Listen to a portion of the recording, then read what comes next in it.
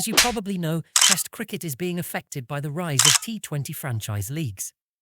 This has led to a decline in popularity for the format. But what does the future hold? Well, make sure you stick around until the end of this video, because we will be discussing the future of Test cricket and how T20s affect the format. And it really is truly fascinating. Test cricket is often considered the purest form of the game. It is the oldest and most traditional format, having been played for 140 years. However, one thing that's holding Test cricket back is the fact that only 12 countries have Test match status, all of whom are full International Cricket Council members, barring Sri Lanka, who very recently got stripped of their membership.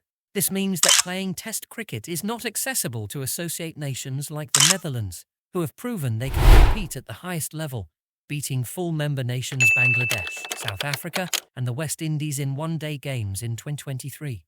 Or Scotland, who are ranked 12th in one-day internationals, ahead of all other associate nations. If the International Cricket Council really want to grow Test cricket, they have to allow more and more nations to play it.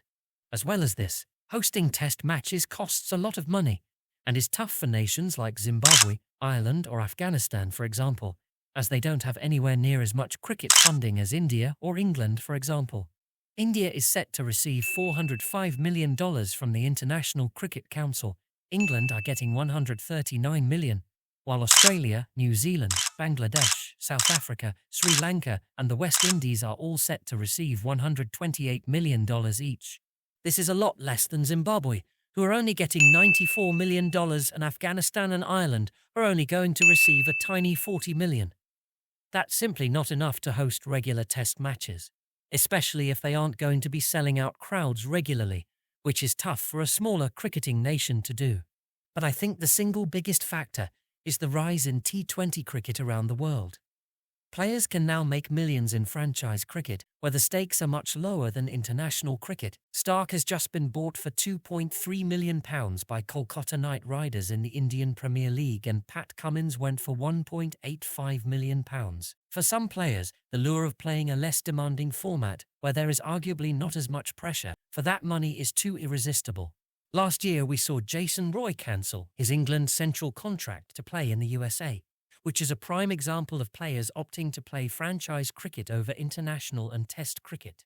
Some fans, predominantly newer and younger ones, prefer boundary fests, and where every ball feels like an event. T20 cricket offers that.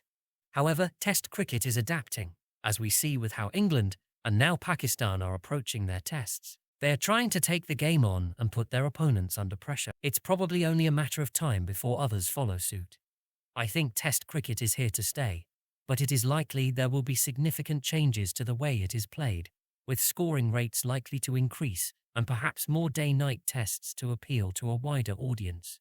Thank you so much for watching until the end, and please like and subscribe for daily cricket content.